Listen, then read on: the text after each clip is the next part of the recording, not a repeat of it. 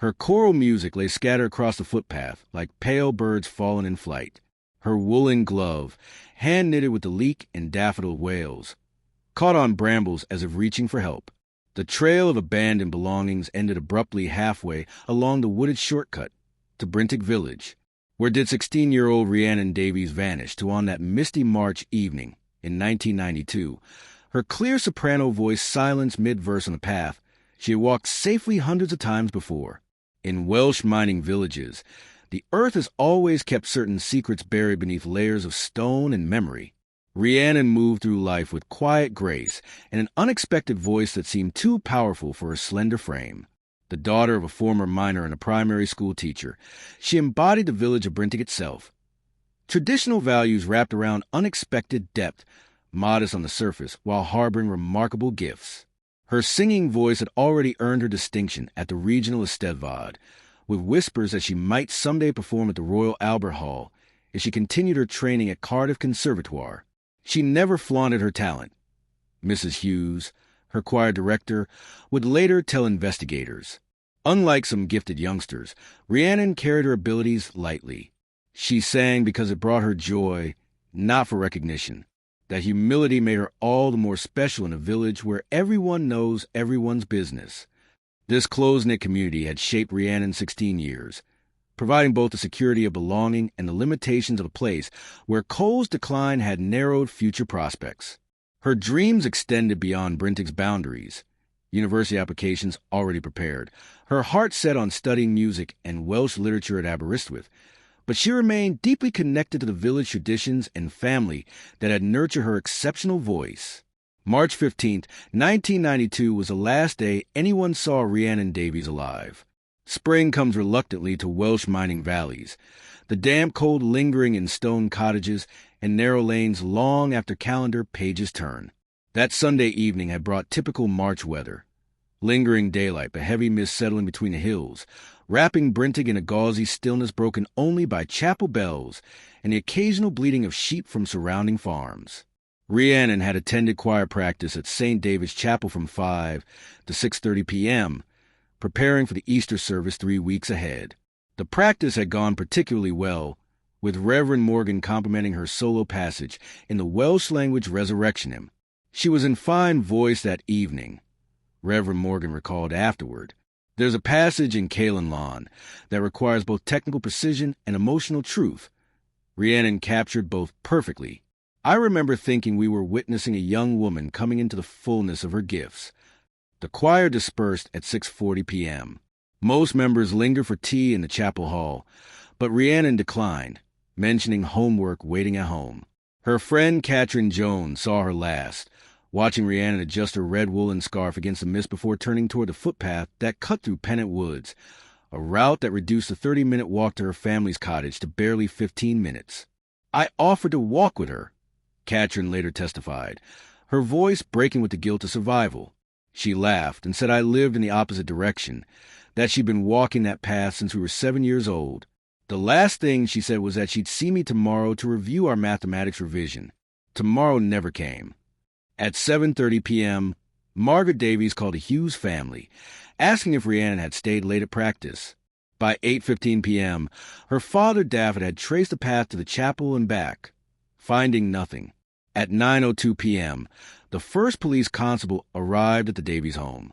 By 10:15 p.m., volunteers were assembling outside the village hall, lanterns in hand, preparing to search the woods where darkness and mist had already rendered visibility nearly impossible. It was Rhiannon's uncle, Gareth Williams, who found the first piece of evidence, a sheet of choral music lying on the footpath approximately 10 minutes into the woods from the chapel side. 30 meters further along, searchers discovered more scattered pages. Near the halfway point of the path, Constable Evans found a woolen glove snagged on thorns, its match nowhere to be found. Beyond this point, the trail of evidence ended as abruptly as Rhiannon's journey home had apparently been interrupted. The first full day of searching revealed troubling details overlooked in the darkness. Approximately where the glove was found, the damp earth preserved evidence of a struggle, multiple footprints, including prints from boots much larger than Rhiannon's school shoes. Nearby, caught in the exposed roots of an old oak, Investigators discover a broken silver chain with a Celtic knot pendant, a confirmation necklace gift from her parents that family members confirmed Rhiannon never removed. Most concerning was what they didn't find. No sign of Rhiannon herself, no drag marks leading away from the path, no evidence indicating which direction a potential abductor might have taken. Despite the muddy conditions that should have preserved tracks, the only footprints led to the apparent struggle site, but not away from it, as if someone had taken impossible pains to cover their departure, or, as some villagers whispered, as if the earth itself had swallowed her whole. Detective Inspector Griffiths, assigned from regional headquarters in Swansea, recognized immediately that Bryntag's close-knit nature presented both advantages and challenges for the investigation. In a village of 600 souls, everyone becomes both witness and suspect, he noted in his initial assessment. The collective knowledge means someone almost certainly saw something relevant, but the web of relationships means information becomes filtered through loyalties and local dynamics before reaching official channels. This assessment proved accurate as the investigation unfolded. Multiple residents reported seeing an unfamiliar van, variously described as blue, green, or gray depending on the witness, parked near the chapel entrance around 6 p.m. Yet none had reported this to police until specifically questioned, assuming it belonged to someone from the next village over or a delivery service. The sighting initially seemed promising until investigators discovered the van belonged to a traveling book merchant who regularly visited the chapel, his presence so routine that villagers registered it only subconsciously. The search expanded methodically outward from the footpath. South Wales police deployed their full resources, dogs trained for both tracking and cadaver detection, officers conducting meticulous grid searches through the surrounding woodlands, helicopters with thermal imaging when weather permitted flights between the hills. Bryntag's residents joined in full force, former miners using their knowledge of the landscape to identify hidden spots where a body might be concealed. Particular attention focused on the network of abandoned mining tunnels that honeycomb the hills around Brynteg. Though officially sealed following the pit closures in the 1980s, locals knew that determined individuals could still access certain shafts. Gareth Williams Engineering Company, which had secured the government contract for sealing these dangerous remnants of the area's industrial past, provided maps and guided specialized search teams through accessible sections. If someone wanted to hide anything permanently in these valleys, the old workings would be the place, Williams explained to investigators, his mining engineer's knowledge proving invaluable to the search efforts. Some of these tunnels extend for miles, with side passages and chambers that haven't seen human presence in decades. They're treacherous for the untrained, roof collapses, flooded sections, pockets of bad air, but someone with mining knowledge could navigate them. Despite these extensive efforts, the search yielded nothing. Rhiannon Davies had vanished as completely as if she had never existed, leaving behind only the scattered music that had defined her short life and the single glove reaching empty-fingered from the brambles. The physical evidence, boot prints, signs of struggle, the broken necklace, confirmed foul play rather than voluntary disappearance, but provided insufficient leads to identify a perpetrator. As days stretched into weeks, the investigation confronted the particular pain of rural disappearances, the knowledge that the responsible party likely lived among the searchers, attended the prayer vigils, offered condolences to the Davies family. In a community where generations had lived alongside each other through mining disasters, economic hardship, and the slow death of their primary industry, the idea that evil might wear a familiar face created an atmosphere of unspoken suspicion that corroded Bryntag's foundations more effectively than any coal seam subsidence. "We survived pit explosions and cave-ins," Reverend Morgan noted during a memorial service 3 weeks after Rhiannon's disappearance. "We've weathered strikes and closures. But this, losing one of our children without explanation, tests our community in ways those external threats never did. We're looking at our neighbors and wondering when we never had to wonder before." The Davies family retreated into private grief as the active investigation gradually yielded to constraints of limited evidence. Margaret Davies maintained Rhiannon's bedroom exactly as she had left it that Sunday morning, homework half completed on her desk, choir robe hanging on the closet door, university prospectuses stacked neatly beside her bed. Daffod Davies, once the village's most reliable presence at the local pub, stopped speaking entirely for nearly 6 months after his daughter's disappearance. Only Gareth Williams, Rhiannon's maternal uncle, maintained public strength amid the family's collapse. He established the Rhiannon Davies Memorial Scholarship to support local students pursuing music education, organized annual remembrance walks along the footpath where she had vanished, and regularly visited regional police headquarters to inquire about progress in the investigation. His persistence kept Rhiannon's case from fading completely into the growing file of unsolved disappearances across Wales. Yet as years passed, even this determined advocacy couldn't prevent Rhiannon's case from growing cold. The physical evidence remained preserved in police storage, the case file periodically reviewed when new investigative techniques emerged, her photograph appearing occasionally in regional newspapers on significant anniversaries. But without new leads or witnesses willing to speak, the investigation settled into a particular limbo of unresolved rural crimes, neither active nor abandoned, suspended in the space between justice and forgetting. What no one in Brynteg could have anticipated was how the landscape itself, the earth and stone that had shaped their village's history and apparently swallowed one of its most promising daughters, would eventually reveal what human investigation could not. The ground that kept its silence for 31 years would finally speak through technological advances that penetrated stone barriers as effectively as they penetrated human deceptions maintained across 3 decades. The initial investigation into Rhiannon Davies' disappearance unfolded against the backdrop of a Welsh mining village still struggling with its post-industrial identity. Detective Inspector Griffiths, a 20-year veteran of South Wales police with experience in both urban Cardiff and the Valley communities, recognized that Brynteg presented unique investigative challenges, a place where centuries of underground labor had created both physical and psychological landscapes defined by what remained hidden beneath the surface. These mining villages operate by different rules, Griffiths noted in his early case assessments.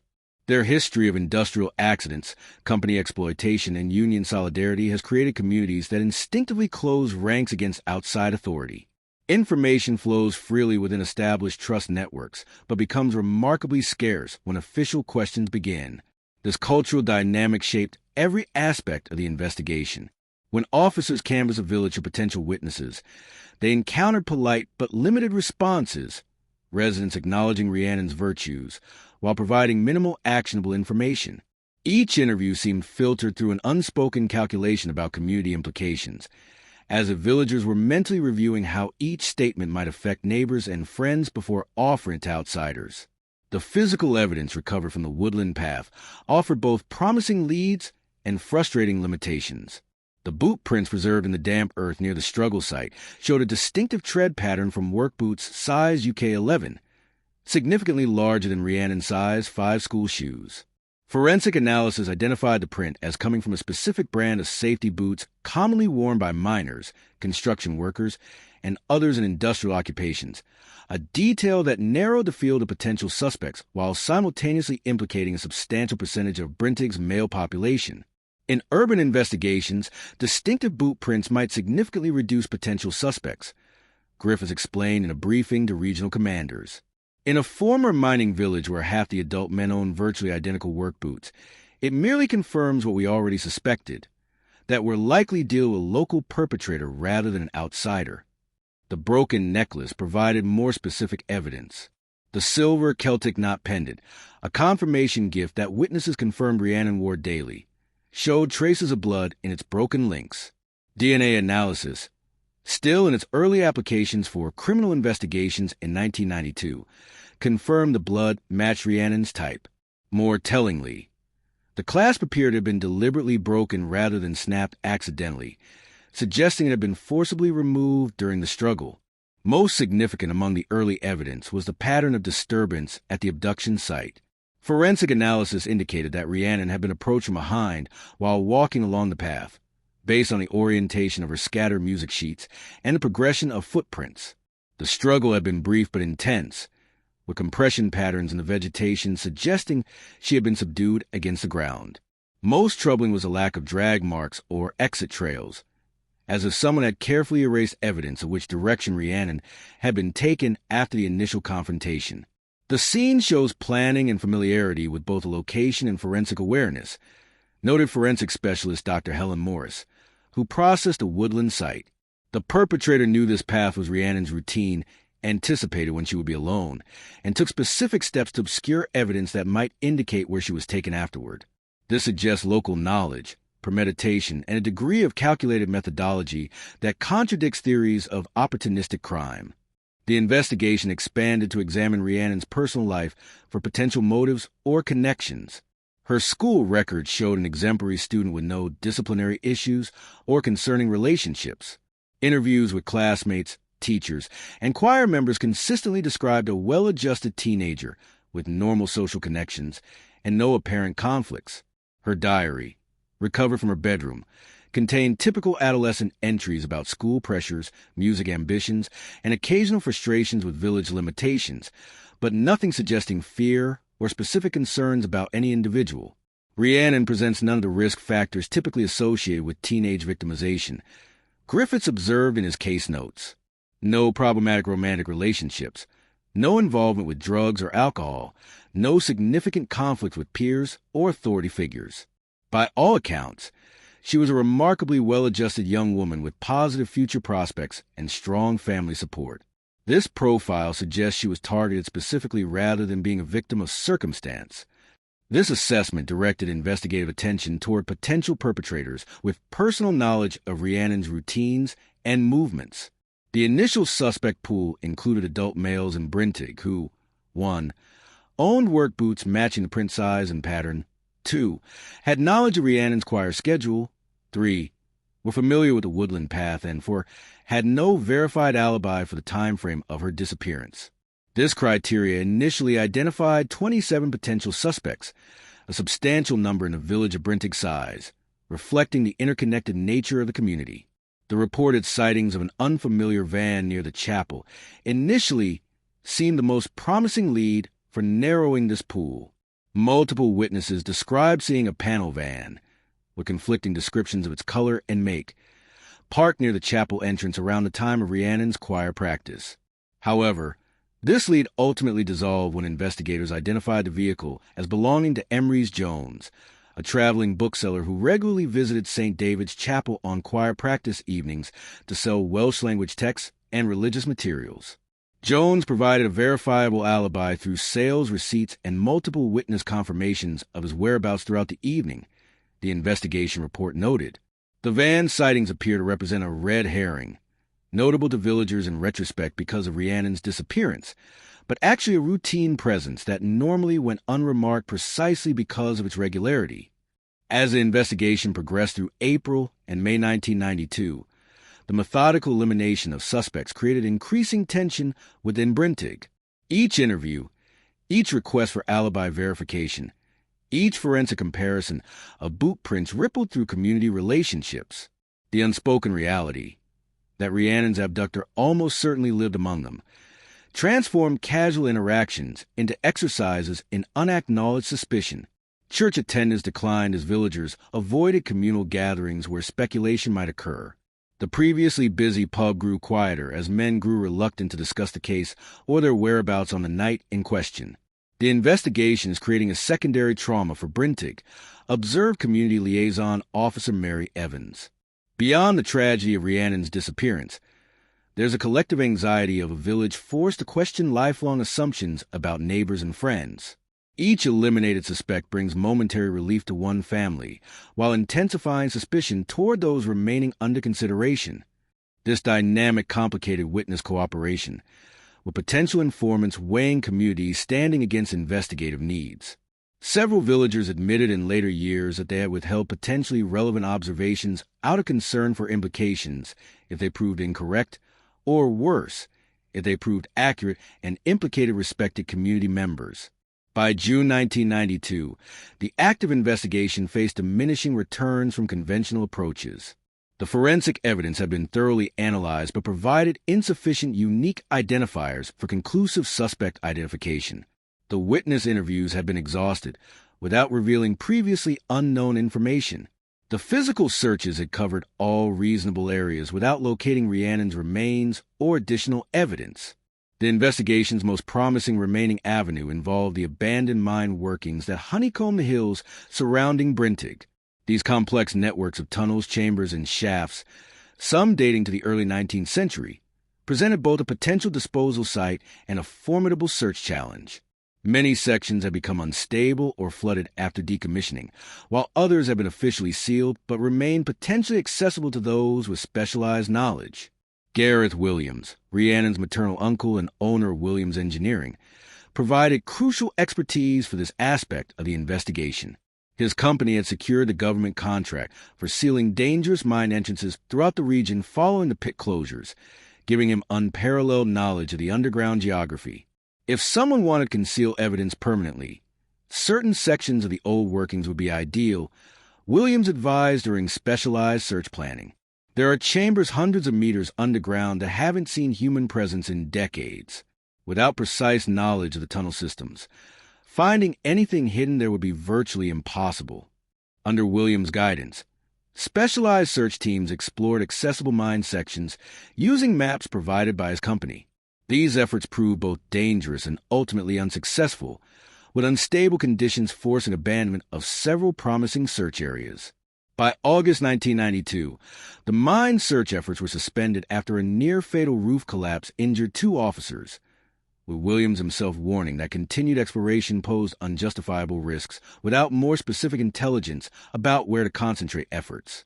As 1992 transitioned into 1993, with no significant breakthroughs, the investigation gradually shifted from active to periodic review status.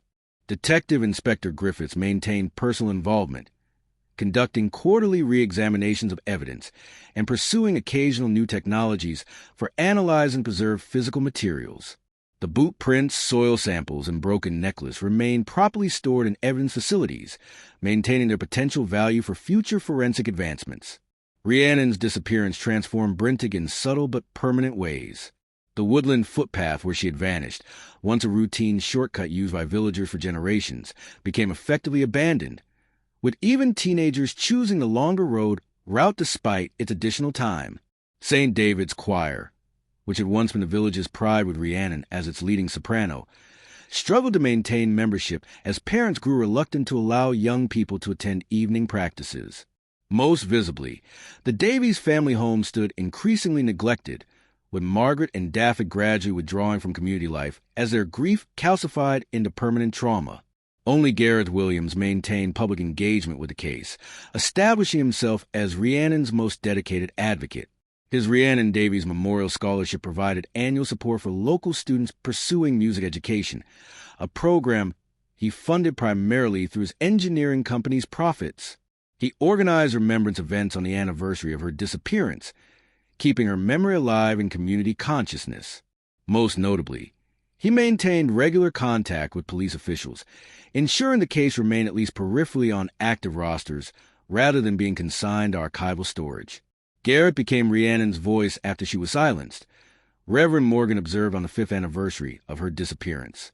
While her parents retreated into private grief, he ensured the community wouldn't forget her. His dedication represents the finest aspect of our village's character, the refusal to abandon our own, even when hope seems increasingly remote.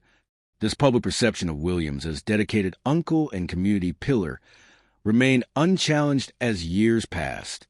The investigation periodically resurged when new forensic techniques emerged or similar cases appeared elsewhere in Wales, but each renewed effort eventually subsided without definitive resolution. The boot prints, the broken necklace, the scattered sheet music, each piece of evidence told part of the story that remained frustratingly incomplete. By 2002, a decade after Rhiannon's disappearance, her case had acquired a particular patina of rural mysteries, a local tragedy referenced in hushed tones, a cautionary tale for young villagers, a wound in the community consciousness that had scarred over without truly healing. The physical evidence remained preserved in police storage, the case file periodically reviewed when staffing allowed, her photograph appearing occasionally in regional newspapers on significant anniversaries. But without new leads or technological breakthroughs, the investigation had reached the natural limitations of early 1990s forensic capabilities.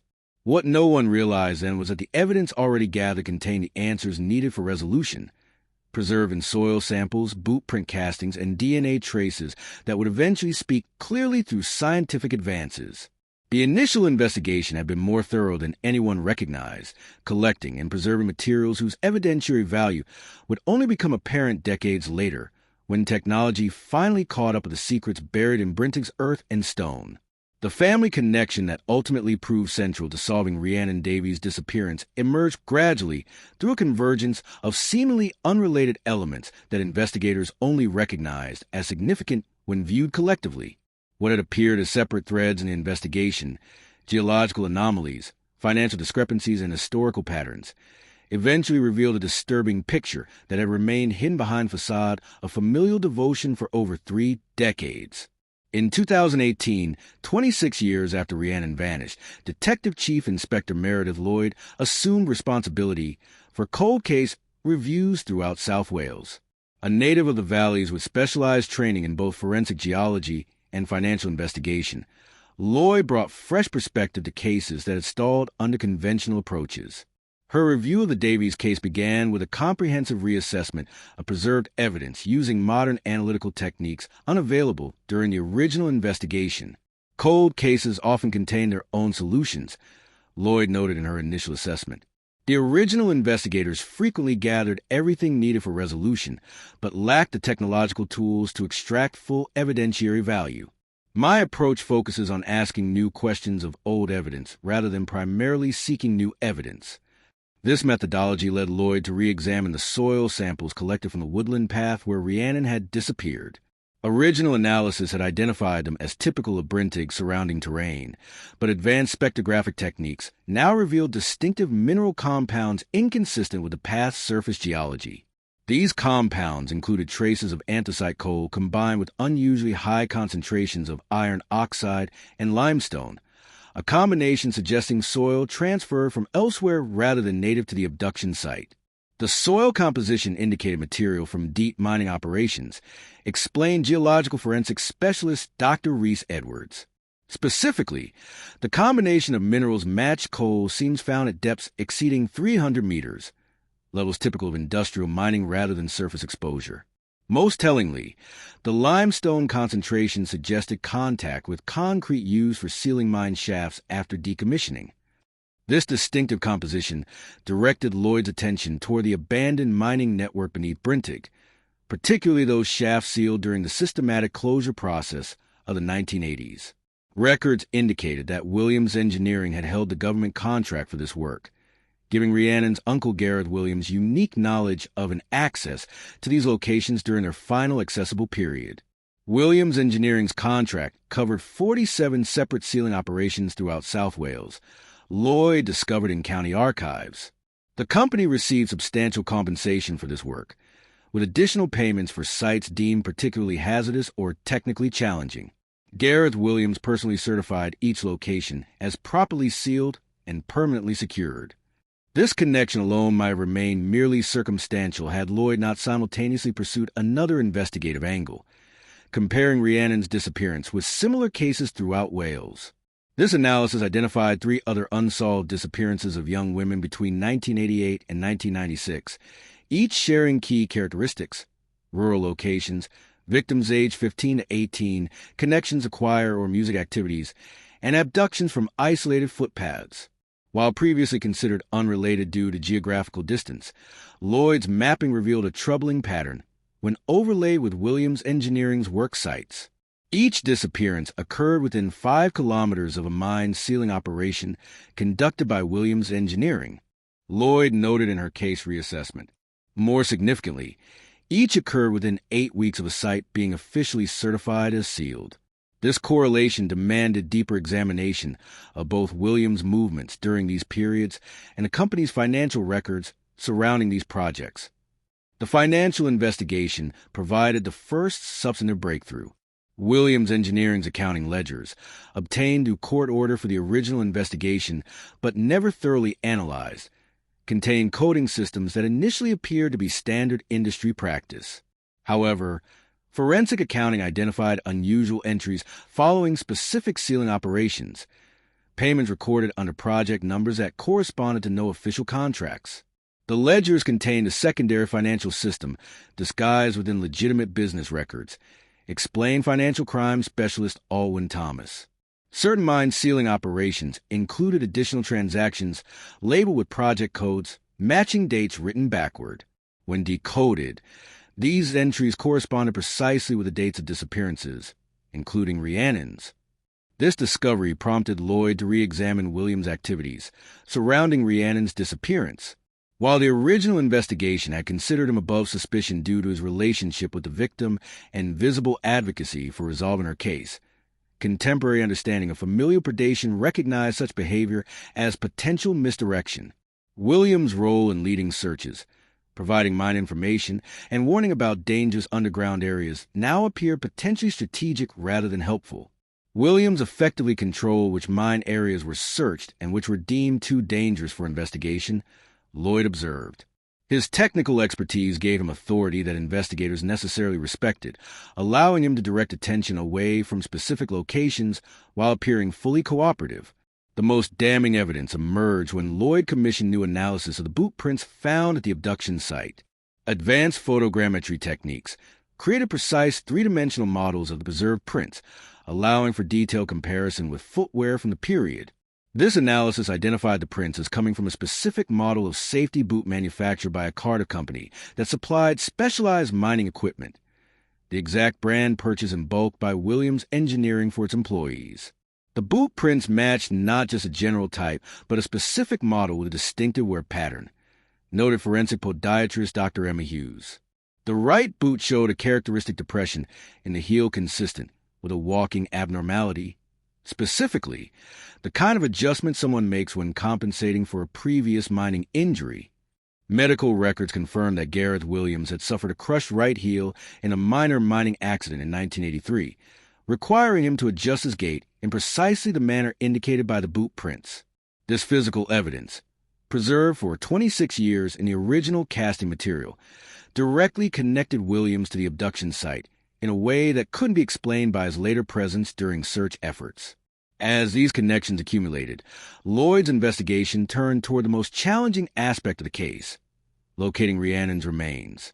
If the emerging theory was correct, Williams had likely concealed her body in one of the mine shafts his company had been contracted to seal, effectively creating a perfect hiding place that he could officially declare inaccessible while knowing exactly what it contained. The mine sealing record became our roadmap, Lloyd explained. Williams Engineering had sealed 17 shafts in the Brynteg area alone. Our challenge was determining which might contain evidence, while recognizing that conventional exploration methods would be both dangerous and potentially destructive to preserved evidence. This challenge led to the investigation's pivotal technological application, the deployment of advanced ground-penetrating radar systems originally developed for disaster recovery operations. These systems, capable of creating detailed subsurface imaging through solid rock, offer the possibility of examining sealed mine shafts without physical entry or disruption. The Welsh Mining Heritage Trust provided both equipment and technical expertise for this specialized application, allowing for non-invasive examination of the sealed locations. The survey began in September 2021, systematically examining each of the 17 sealed shafts in the Brynteg area. The initial sites yielded no anomalies beyond expected geological features until the team reached Pennybont Shaft No. 3, a remote location sealed by Williams Engineering in April 1992, just weeks after Rhiannon's disappearance. The radar imaging revealed something extraordinary. Approximately 20 meters below the concrete seal, in a side chamber not indicated on official mining maps, the distinctive outline of what appeared to be human remains. The imaging showed a body-size anomaly in a position inconsistent with mining accident victims, explained Dr. Laurie Jenkins, who operated the scanning equipment. Mining fatalities typically occur in main tunnels or working areas. This anomaly was in a deliberately excavated side chamber that appeared to have been created after the mine's commercial operation ceased. This discovery provided sufficient evidence for a court order to physically access the sealed shaft.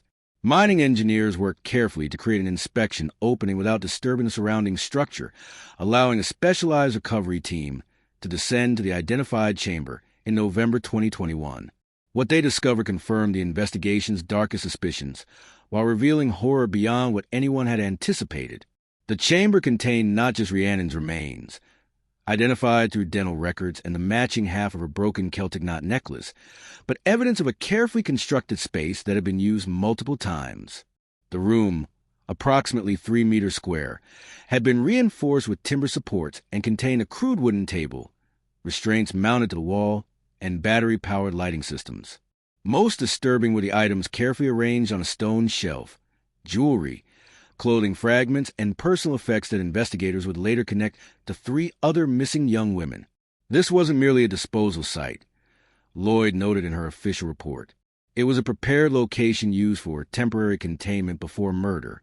The construction predated the mine's official closure, suggesting Williams had identified and adapted this space while still having legitimate access through his engineering work. When the mine closure program began, he secured the contract that would allow him to permanently seal his crimes beneath concrete and official certification. Forensic examination of the chamber yielded the case's most definitive evidence. Despite the 29 years that had passed, the sealed environment had preserved DNA material that conclusively linked Gareth Williams to both Rhiannon and the other victims. His blood, preserved on a crude wooden table where he had apparently cut himself during the chamber's construction, provided genetic material that modern testing methods could definitively identify. More significantly, soil from his boot prints at Rhiannon's abduction site now matched precisely with the unique mineral composition of the chamber floor. The family connection extended beyond Williams' relationship as Rhiannon's uncle to implicate his position as a trusted community figure who had used family tragedy as effective camouflage for his crimes. His visible grief, his establishment of the memorial scholarship, a persistent advocacy for continued investigation, all had served to position him beyond suspicion, while simultaneously allowing him to monitor and influence the case's progress. Williams created the perfect cover through his family relationship, observed forensic psychologist Dr. Sarah Matthews. He established himself as a devoted uncle keeping his niece's memory alive, making it virtually unthinkable that he might be responsible for her disappearance. This positioning allowed him to operate in plain sight for decades, with his apparent dedication to resolving the case providing the ultimate misdirection. The company ledgers revealed the calculated nature of this deception. Williams had diverted substantial funds from government contracts into creating and maintaining both the chamber and the memorial scholarship established in Rhiannon's name. The coding system in his financial records documented not just the dates of disappearances, but ongoing maintenance, visits to the chamber, regular returns to the site where he concealed both his victims and his true nature from the community that respected him as a business leader and grieving uncle. Most chilling was the discovery of a hidden compartment in Williams' home office, revealed during the search following identification of Rhiannon's remains. This space, concealed behind a false wall panel, contained meticulous journals documenting his activities over decades, including detailed entries about Rhiannon and the other victims. These writings revealed that his selection of his niece hadn't been impulsive but calculated, with her choir activities and regular use of the woodland path providing the opportunity he had exploited for other victims in different communities. The family connection wasn't incidental to Williams' crimes but central to his methodology, Lloyd concluded. He used his position as Rhiannon's uncle to gain intimate knowledge of her routines, while simultaneously establishing himself as above suspicion through visible family devotion. When opportunity aligned with his predetermined criteria, the family relationship provided no protection. It merely facilitated his access and subsequent cover. This revelation transformed understanding of the case from isolated tragedy to methodical predation by someone who had leveraged family trust, community standing, and professional expertise to both commit and conceal multiple murders.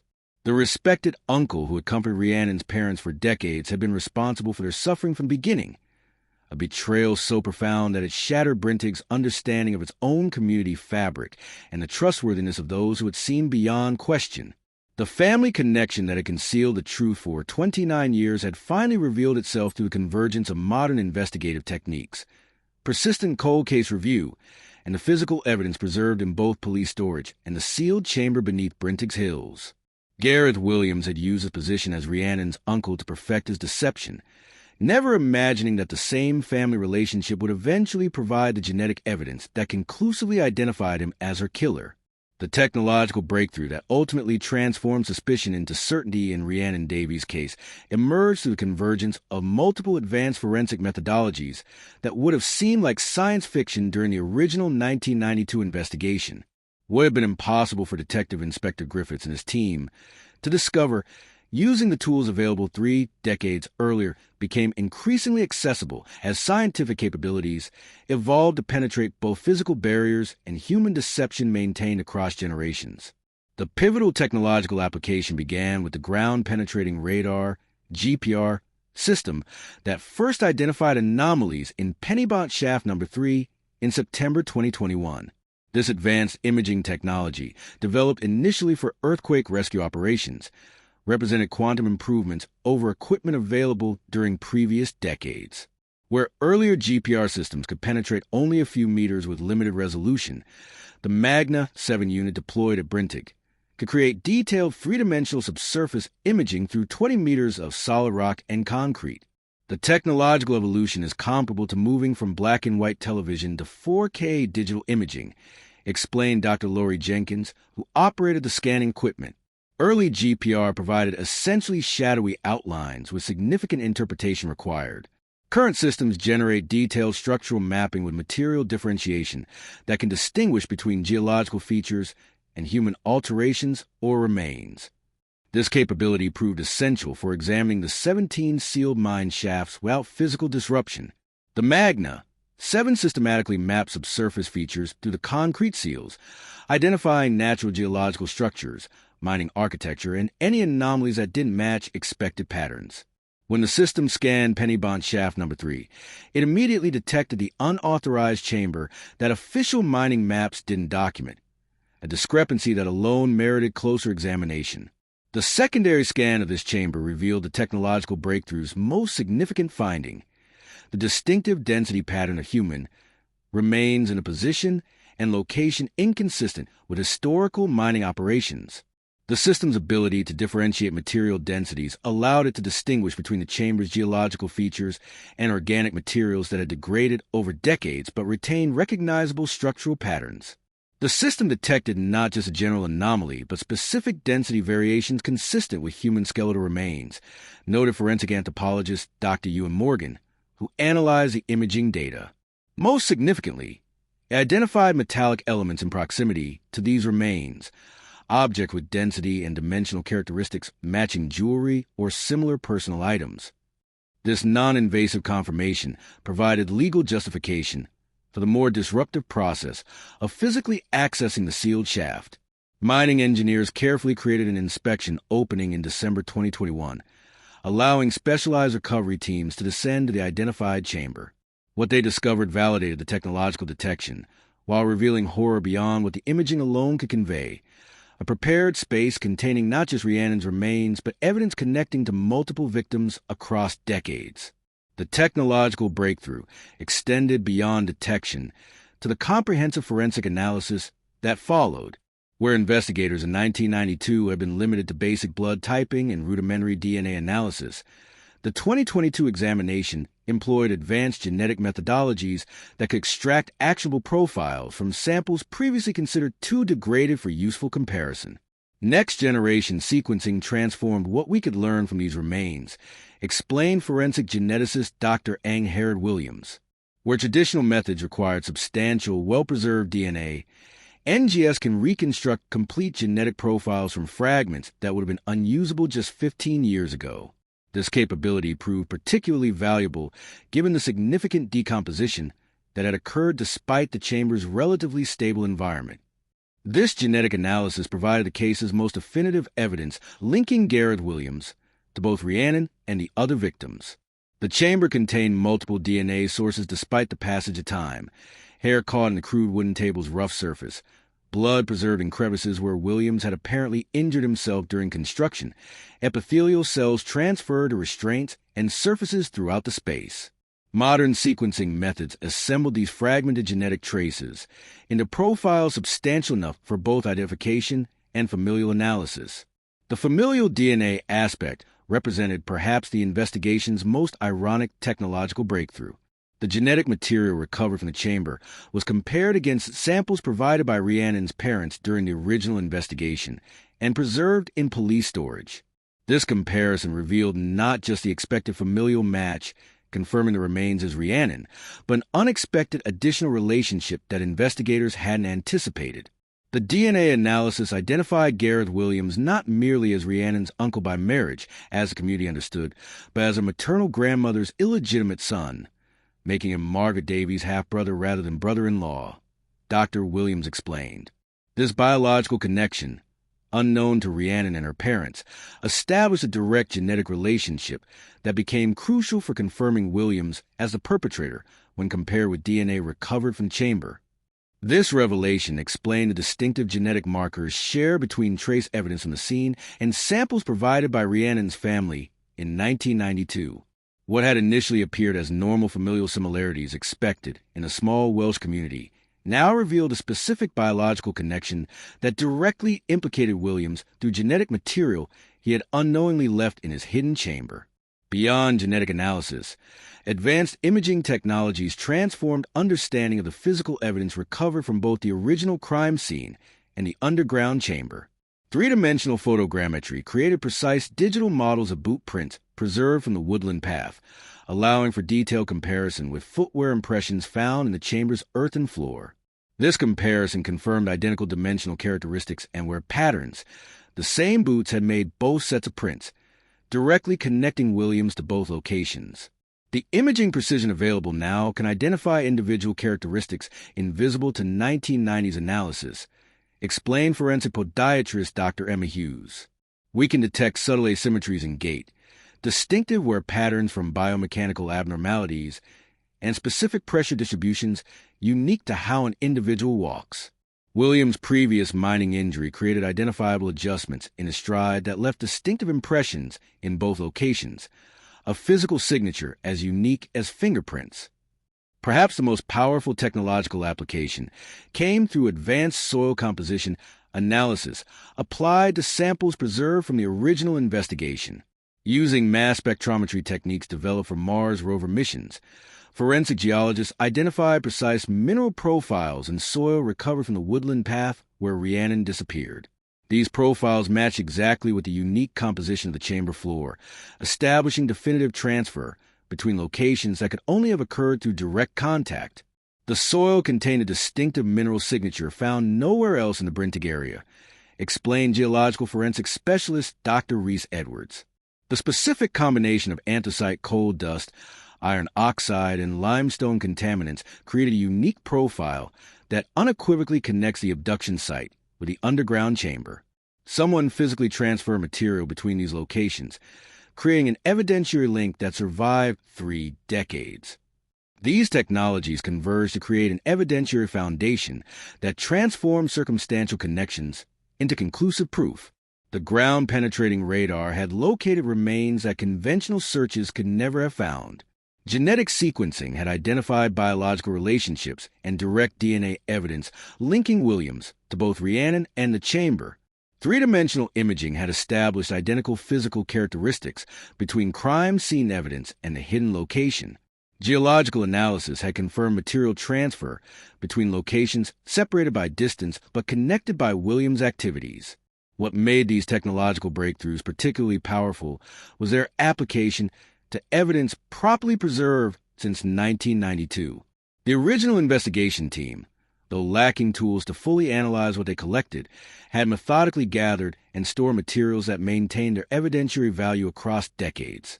Boot print castings, soil samples, blood traces, witness statements, all had waited patiently in police storage for scientific capabilities to evolve sufficiently to reveal their secrets.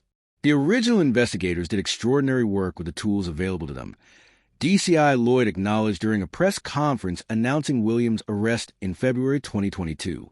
They preserved evidence they couldn't fully interpret, documented connections they couldn't conclusively prove, and maintained chain of custody that allowed contemporary technologies to extract maximum value from these materials 30 years later. The most dramatic technological revelation came through digital resurrection of Rhiannon herself. Using photographs provided by her family, advanced facial reconstruction software created a three-dimensional model showing how she would have appeared at age 46 had she lived, the age she would have been when Williams was finally arrested. This image, displayed during court proceedings, provided powerful visual representation of the life and potential stolen from her 3 decades earlier. For Margaret and Gareth Davies, now in their 70s, the technological breakthrough brought both validation and renewed grief. The scientific certainty finally answered questions that had haunted them for 30 years, while simultaneously forcing confrontation with a horrifying reality that the brother/brother-in-law they had trusted had been responsible for their daughter's disappearance all along. Technology has given us answers we sought for decades, Margaret stated during Williams' preliminary hearing. But those answers have destroyed what remained of our family. Gareth not only took our daughter, he took 30 years of our lives through his deception, pretending to share our grief while knowing exactly what happened to Rhiannon. The technological breakthrough extended beyond Rhiannon's case to transform understanding of the other victims found in Williams' chamber. Advanced DNA extraction from severely degraded remains allowed for definitive identification of 3 young women who had disappeared from different Welsh communities between 1988 and 1996. Each case had previously stalled with circumstances similar to Rhiannon's: limited physical evidence, no identified suspects, and no recovered remains despite extensive searches. The technology that had finally penetrated Williams' carefully constructed deception had simultaneously resolved 4 cold cases, brought closure to multiple families, and revealed the existence of a serial predator who had operated undetected across rural Wales for nearly a decade. The isolated tragedies, previously considered unrelated due to geographical separation, now revealed a methodical pattern that modern analytical tools could identify where traditional investigation could not. As Williams awaited trial in Carter Crown Prison, technological analysis continued extracting information from evidence recovered from both his chamber and his home. Advanced document analysis examined the journals found in his hidden compartment, establishing timeline connections between his mining contracts and victim selection. Voice stress analysis applied to his recorded statements during the original investigation identified deception patterns invisible to 1990s interview techniques. Digital reconstruction of his company's financial records revealed the full extent of his dual operations, legitimate engineering work that provided both cover and opportunity for his predatory activities. The technological breakthrough had not just solved Rhiannon Davies' disappearance. It had revealed the existence of a sophisticated predator who had used family connection, community standing, and professional expertise to both commit and conceal multiple murders across decades. The science that finally exposed Gareth Williams had evolved precisely because of cases like his, the need to penetrate both physical barriers and human deception that conventional methods couldn't overcome. For Brynteg and similar communities throughout Wales, this technological resolution brought uncomfortable reassessment of assumptions about safety, trust, and the reliability of apparent character. The scientific certainty that had finally identified Williams left no room for the denial or alternative explanations that might have cushioned the community's psychological adjustment. The respected business owner, the devoted uncle, the community pillar, all were facets of a carefully constructed facade that technology had finally stripped away to reveal the predator beneath. Technology doesn't just solve cases. It forces confrontation with truths we might prefer to avoid, observed Dr. Sarah Matthews, the forensic psychologist who assessed Williams following his arrest. The scientific certainty eliminates comfortable ambiguity. Brynteg must now reconcile 30 years of collective memory with the technological evidence that their most trusted community member was a calculating predator hiding beneath the performance of respectability.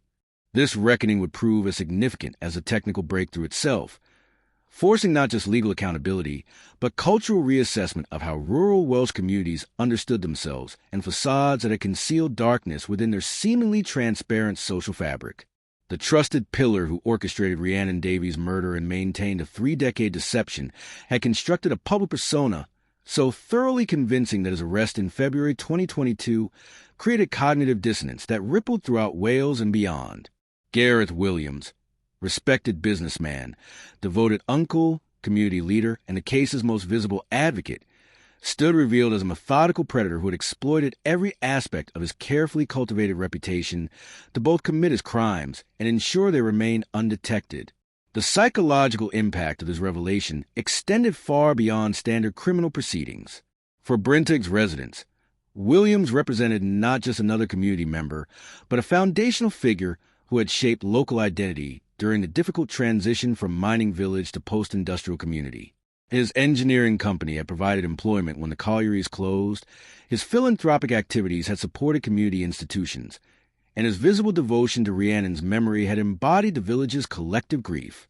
His unmasking as her killer created a profound crisis of trust that challenged fundamental assumptions about community knowledge and relationship reliability. Williams wasn't merely hiding criminal behavior behind normal appearance, explained forensic psychologist Dr. Sarah Matthews, who conducted extensive interviews with Williams following his arrest. He had constructed an entire identity specifically designed to place him beyond suspicion, while simultaneously positioning him to monitor the investigation into his own crimes. This represents one of the most sophisticated long-term deceptions in modern criminal psychology. This deception began long before Rhiannon's murder, with evidence suggesting Williams had methodically established his protective persona over many years. His mining engineering career had given him specialized knowledge of underground environments while establishing his professional credibility. His calculated cultivation of community leadership roles, chapel deacon, business association chairman, local council advisor, created a network of relationships that reinforced his perceived trustworthiness. His careful management of family connections, particularly after the revelation of his biological relationship to Margaret Davies, demonstrated psychological manipulation extending across decades. Williams understood that trusted pillars aren't questioned, observed criminal psychologist Dr. Alan Roberts. He didn't just avoid suspicion. He constructed a social position where suspicion would seem fundamentally implausible to those around him. This allowed him to operate with extraordinary freedom while maintaining the appearance of a devoted uncle suffering alongside his family. The court proceedings revealed the methodical nature of Williams' deception. Evidence recovered from his hidden journals documented how he had specifically selected the woodland path for Rhiannon's abduction based on her routine choir schedule. Information available to him precisely because of his family relationship.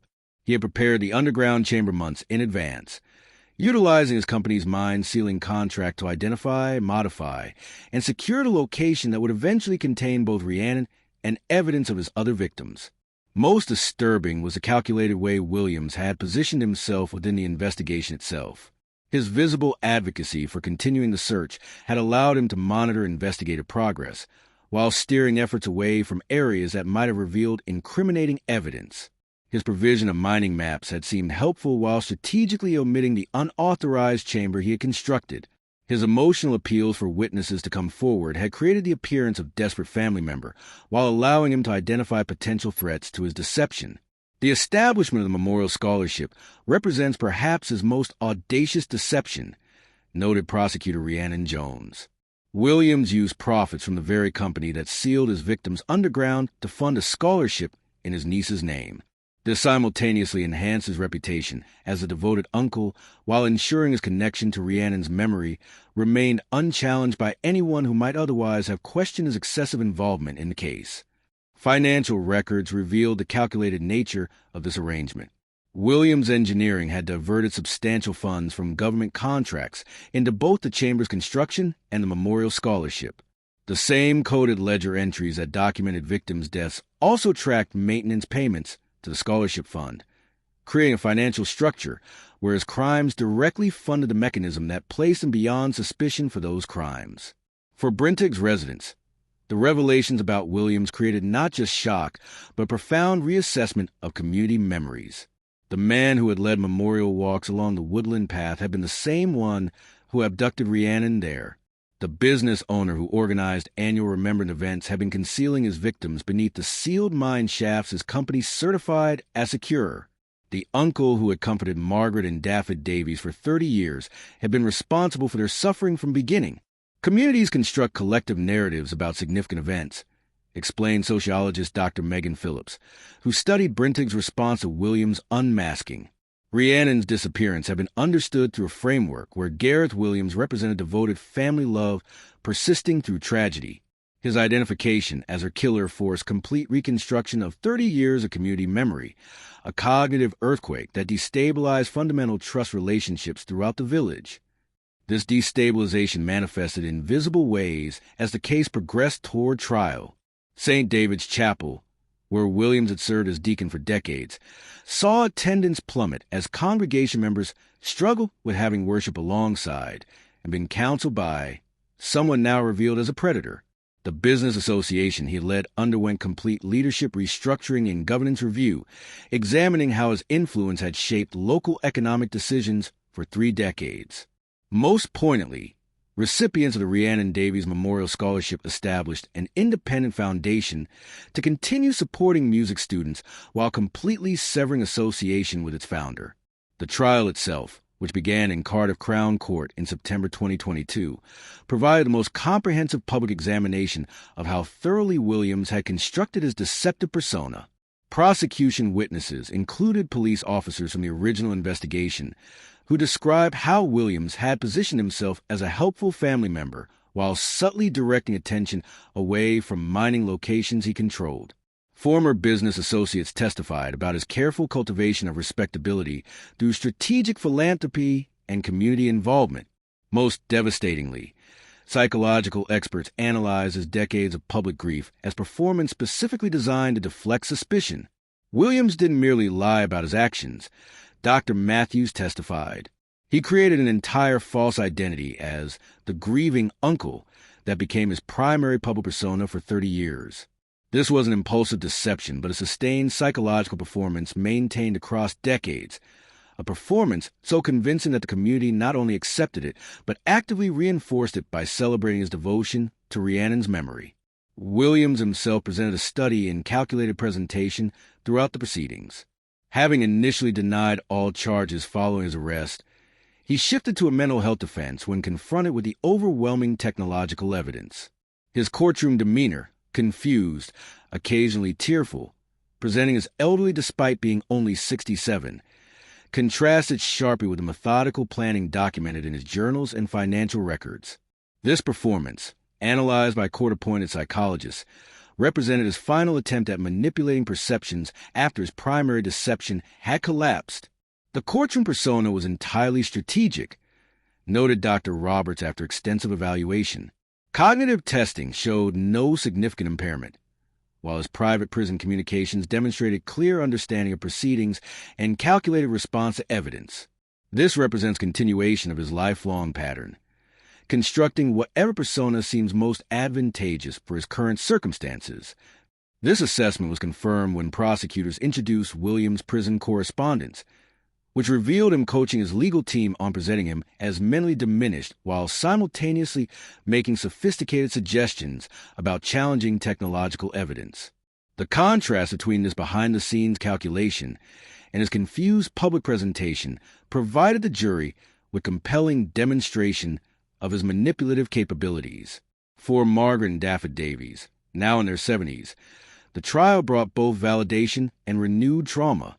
Learning that Williams was actually Margaret's half-brother rather than brother-in-law, a biological connection unknown to them before DNA analysis, added another layer of betrayal to their already unimaginable experience. Their testimony about Williams' 3 decades performative grief, while knowing exactly what happened to Rhiannon, provided the trial's most emotionally devastating moments. He would visit every Sunday, Margaret testified, her voice steady despite her evident pain.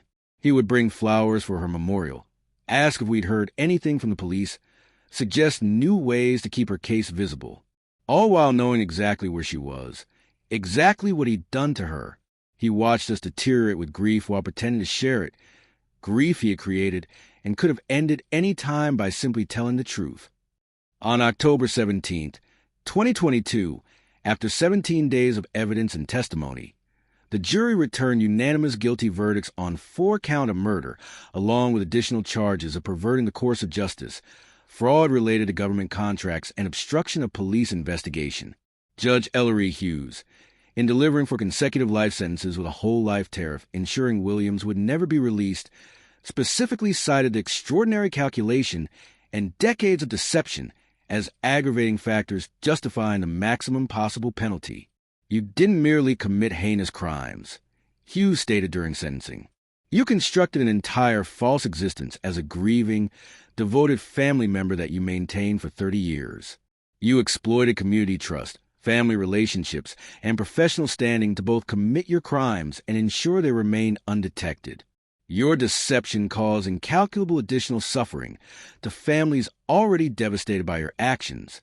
This represents the most profound betrayal of trust this court has encountered. For Brynteg, the conclusion of legal proceedings provided little emotional resolution. The trusted pillar who had shaped community life for generations had been permanently removed, but the psychological damage created by his unmasking remained a collective wound requiring long-term healing. The village faced uncomfortable questions about how someone so fundamentally duplicitous had remained not merely undetected, but actively celebrated for the very qualities that facilitated his crimes. Communities want to believe they know their members, particularly in small villages with generational connections, observed Dr. Phillips. Williams' case forces recognition that performance can thoroughly override actual character, that trusted pillars may be trusted precisely because they constructed personas designed to deflect scrutiny. This recognition challenges a foundational assumption of rural community life, that neighbors are knowable in ways urban anonymity doesn't permit. This recognition manifested in concrete changes throughout Brynteg and similar communities. Chapel leadership positions now included mandatory periods without continuous service by any individual. Business associations implemented governance reforms with external oversight. Most significantly, the cultural deference previously extended to established community figures gave way to more transparent accountability structures, a recognition that trusted pillars required the same scrutiny as any other community member. The most visible manifestation of this changed understanding came through the transformation of physical spaces associated with Williams. His former business headquarters became a community center specifically focused on supporting vulnerable young people. The Memorial Scholarship, now independently managed, expanded to include advocacy training alongside music education. Most symbolically, the woodland path where Rhiannon had disappeared, long abandoned after her abduction, was reclaimed through community effort, with lighting, monitoring systems, and regular patrols ensuring it could serve future generations safely. For the Davies family, healing would come more slowly if at all. The identification of Rhiannon's remains allowed for proper burial after 30 years, providing the funeral they had been denied for 3 decades. Yet this ritual closure couldn't erase the compound trauma of both losing their daughter and discovering her uncle/half-brother had been responsible while pretending to share their grief. Their private pain represented the most profound consequence of Williams' deception, a suffering extended across 30 years by the trusted pillar who could have ended it at any time. Gareth didn't just take Rhiannon from us, Rhiannon Davies stated following Williams' sentencing. He took 30 years of our lives through the performance of shared grief. Every tear he shed in our presence, every supportive word he offered, every memorial event he organized, all were additional wounds inflicted while pretending to help us heal from the original injury he had caused. The psychological torture, extended across decades, represented the unique horror of Williams' crimes. Beyond the murders themselves, his sustained deception had inflicted incalculable additional suffering on families already devastated by loss. The trusted pillar had used his position not just to commit his initial crimes, but to maintain a performance of sympathy that magnified their impact while simultaneously protecting him from discovery. As Gareth Williams began serving his life sentences in HMP Belmarsh, classified as a Category A high-risk prisoner, Brynteg faced a challenging process of reconstructing community identity without the trusted pillar who had helped shape it for generations. The village that had celebrated Williams' devotion to his niece's memory now had to integrate the knowledge that this devotion had been his most sophisticated deception, a performance designed specifically to conceal his responsibility for her death. Communities recover from individual crimes more easily than from fundamental betrayal by trusted figures, noted Dr. Phillips in her ongoing study of Brynteg's adaptation. Williams didn't just commit murders. He undermined the basic trust assumptions that allow small communities to function. Rebuilding those foundations requires not just acknowledging what happened, but restructuring how the community understands itself and its members. This restructuring began with formal community reconciliation events that explicitly acknowledged both Williams' crimes and the collective failure to recognize his deception. It continued through establishment of the Rhiannon Davies True Foundation, dedicated to supporting communities experiencing similar betrayals by trusted figures. Most importantly, it manifested in a cultural shift away from automatic deference to established community pillars and toward recognition that trust must be earned through transparent accountability rather than performance of respectability. The trusted pillar who had exploited Brynteg's faith for 30 years had finally been removed, but his shadow would remain across the community landscape for generations. The case had demonstrated how thoroughly performance could override reality, how completely a calculated persona could deceive even those in closest proximity, and how devastating the consequences when trusted figures exploit that trust for predatory purposes. Yet within this dark revelation lay the potential for more resilient community structures, systems built on verification rather than assumption, on transparent accountability rather than performative respectability, on recognition that true community safety requires appropriate scrutiny of even its most trusted members. From the ruins of Williams' deception, Brynteg began constructing a community identity that acknowledged both the reality of his betrayal and the possibility of moving beyond it toward more authentic connection.